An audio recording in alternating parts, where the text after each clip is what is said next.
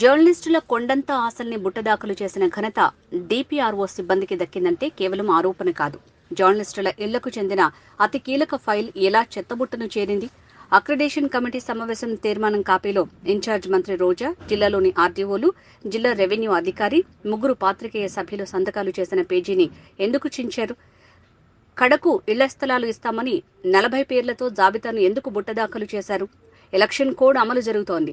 June 4 వరకు ఈ ఫైల్తో పని లేదు. ఆ తర్వాత వచ్చే ప్రభుత్వం మళ్లీ 5 ఏళ్లకు గొంతు సవరిస్తుంది. కానీ డిపిఆర్ఓ సిబ్బంది ఈ ఘాతుకానికి ఎందుకు పాల్పడ్డారో విచారణ జరిపించండి. ఇందుకు ఆధారం పరిశీలించగలరు.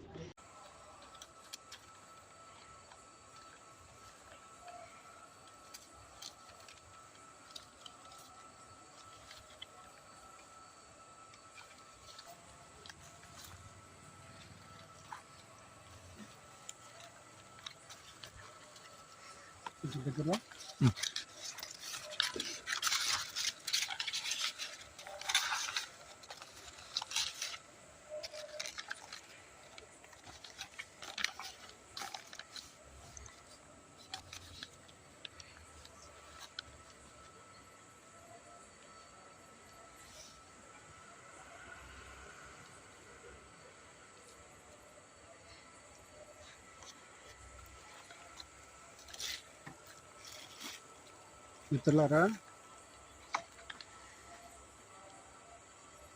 చూస్తున్నారా, కృష్ణా జిల్లాలో ఉన్న విలేకరుల పరిస్థితి చివరికి చెత్తబుట్టలో చేరినాయి. ఇంతకాలం మన విలేకరులందరికీ కూడా ఇళ్ల స్థలాలు ఈరోజు వస్తే రేపు వస్తే, ఈరోజు వస్తే రేపు వస్తే ఎదురు చూస్తున్నారు. కానీ మీ జాతకాలన్నీ కూడా చెత్తబుట్టలో ఉన్నాయి. అంటే జగన్మోహన్ రెడ్డి మరి విలేకరులకు అన్యాయం చేయమన్నాడా, లేక జిల్లా కలెక్టర్ చేయమన్నారా? మరి ఇక్కడ మొదటి సంతకం చూస్తే మన జిల్లా ఇన్ఛార్జి మంత్రి ఆర్కే రోజా గారి సంతకం ఇది. అలాగే డిస్టిక్ కలెక్టర్ గారు ఈయన సంతకం పెట్టలేదు. డిస్టిక్ రెవెన్యూ ఆఫీసర్ కృష్ణ ఈయన సంతకం చేశారు. అలాగే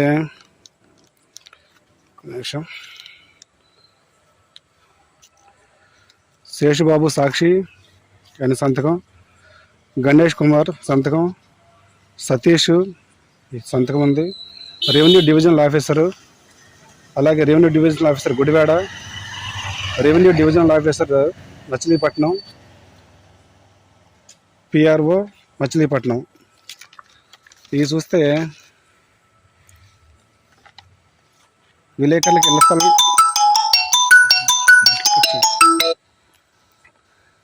ఇళ్ల స్థలాలు పట్టా కేటాయిస్తూ ఇచ్చిన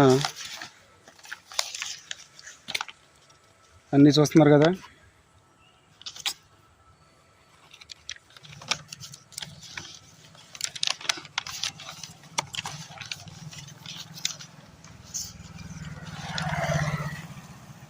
చూడండి, ప్రతి ఒక్కరు కూడా మీ జిల్లాలో విలేకరులు కేటాయించిన ఈ కాపీలు ఏవైతే ఉన్నాయో ఇవన్నీ ఐఎన్పిఆర్ ఆఫీస్లో ఉన్నాయా, లేకపోతే అవి కూడా రాష్ట్ర వ్యాప్తంగా చెత్తబుట్టలోకి వెళ్ళిపోయినాయి ఒకసారి వెరిఫై చేయండి.